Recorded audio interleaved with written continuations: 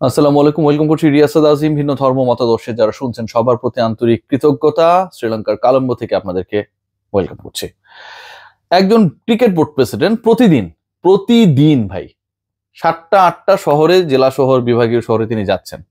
প্রতিদিন সেই বিভাগ বা জেলার ক্রিকেটাররা তার সাথে দেখা করতে পারছেন। সেখানে একটা ছেলে, একটা গল্প বলি আমিনুল ইসলাম বুলবুলের।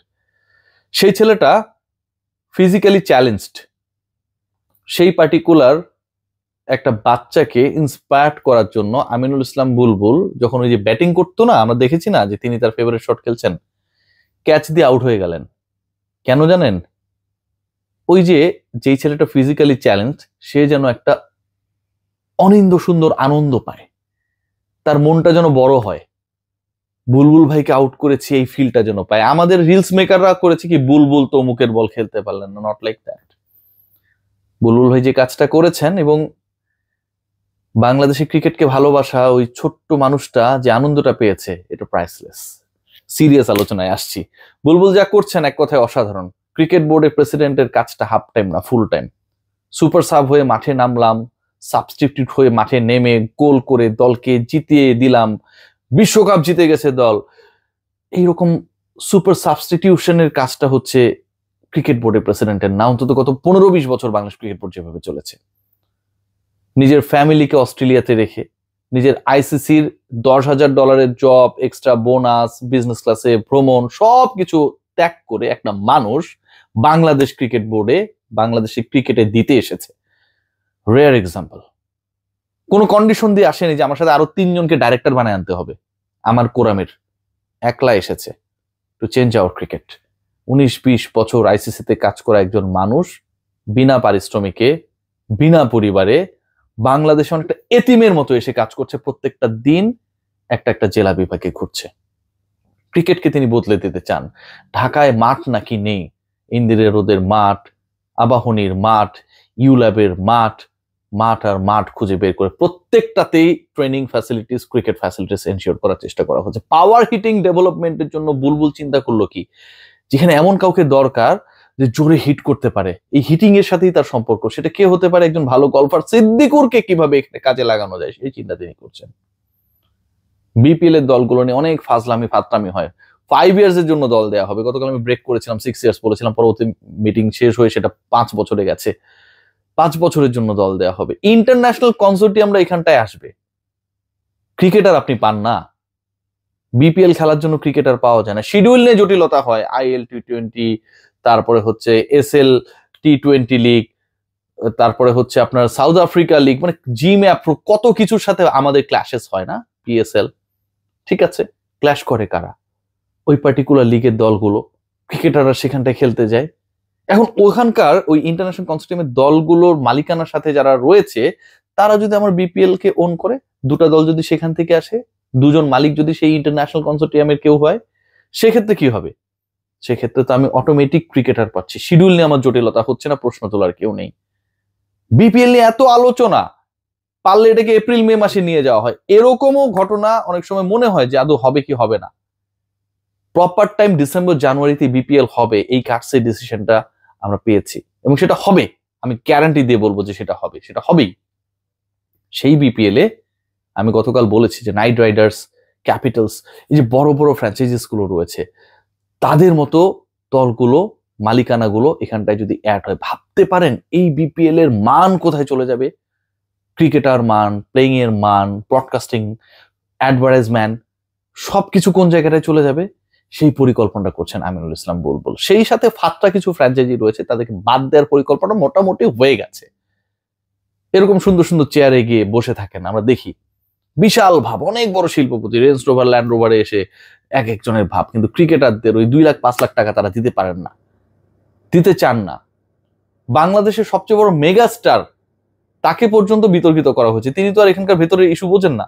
শেয়ার দেওয়া হয়েছে, তিনি এসেছেন, অথচ সেই দলটা প্রপার টাইমে ক্রিকেটারদের পাওনা দেয় নাই। আমরা সবাই জানি যে ব্যাংক গ্যারান্টি মানি, ফ্র্যাঞ্চাইজি ফি শুধুমাত্র একটা দল প্রপারলি দিয়েছিল, ফরাচুর বরিশাল। তার মানে কি? তার মানে ঢাকা ক্যাপিটালসের যে দলটা নেওয়া হয়েছিল, যে দলের সাথে হারলানের মতো একটা ব্র্যান্ডের নাম জড়িত, রাইট? এবং সেই হারলানের মালিক যিনি, তিনি হচ্ছে ওয়ালটনের one of the owners. Walton সেটার ওয়ান অফ দ্য ওনার্স। তারাই ফকিন্নিগিরি করেছে। এটা কি কোনোভাবে অ্যাকসেপ্টেবল? বাংলাদেশের সবচেয়ে মেগা স্টারকে এখানটায় অ্যাড করার পর আপনার যে কাজটা করেছেন, সাকিব খানকে আপনারা ছোট করেছেন, যে আপনার প্রপার টাইমে ডিউস পেমেন্টগুলো দিচ্ছেন, পেমেন্টগুলো ডিউস রেখে দিচ্ছেন, দিতে পারছেন না, বাংলাদেশ ক্রিকেট বোর্ডকে ইনভলভ হতে হচ্ছে। রাজশাহী যেটা করেছে, বাস ভাড়ার টাকা দিতে পারে নাই, শাহিদ আফ্রিদির টাকা একটা দল দিতে পারে নাই, এই দলগুলো থাকছে না। মোটামুটি এই ডিসিশন হয়ে গেছে। এখানে কোনো ধরনের মাসল পাওয়ার অ্যাপ্লাই করে, কোনো ধরনের লবিংকে কাজে লাগিয়ে বিপিএল এ কোনো দল কেউ পাবে না। যে ট্যাগলাইনে আলোচনা করছে যে এই দলগুলো মোটামুটি বাদ, পারলে ঠেকাও আমিনুল ইসলাম বুলবুল অন হিজ অ্যাকশন। বিপিএল এ অনেক বেশি আলোচনা হয় যে প্রপারলি এটা হচ্ছে না, ইনভেস্টিগেশনস গুলো হচ্ছে না, অনেক পাতানো ম্যাচ হয়। আইসিসি তে যারা কাজ করে, বাংলাদেশে হচ্ছে আকু এসিইউ এন্ড আইসিসি তে আকসু এসিসিইউ, আইসিসির যারা ইনভেস্টিগেশনের সাথে থাকে তাদেরকে পে করে বাংলাদেশ ক্রিকেট বোর্ড অনবোর্ড করবে। আপনি শুদ্ধ বিপিএল চান, অরিজিনাল অথেন্টিক বিপিএল চান, ভালো ফ্র্যাঞ্চাইজি চান, দে আর ডুইং এভরিথিং। আবাহনীর মাঠে স্ট্রাকচার, খেলার জায়গা নেই, বিশাল মাঠে কোনো ঘাস নেই, ধুলা ওড়ে, যে যার মতো করে চটপটির দোকান দিয়ে রেখেছে, সন্ধ্যার সময় সেখানে গঞ্জিকা সেবনের জন্য বিশাল একটা ব্যারিকেড হয়ে যায়, সবাই গোল হয়ে বসে আনন্দ উৎফুল্ল ভাবে খেলার মাঠে অন্য খেলায় মেতে ওঠে। সেটা থাকবে না। প্রত্যেকটা মাঠে ফ্যাসিলিটিস দেওয়া হবে, ইন্দিরা রোড, আবাহনী, কিউল্যাব, এর বাইরে যে মাঠগুলো রয়েছে সেগুলো খুঁজে বের করার প্রচেষ্টা করা হয়েছে। Aminul Islam Bulbul, you are really doing tremendous.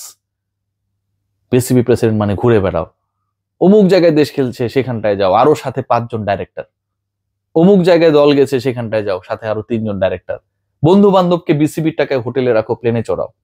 Aminul Islam Bulbul, not a single pie, not a single penny he has taken from Bangladesh cricket board.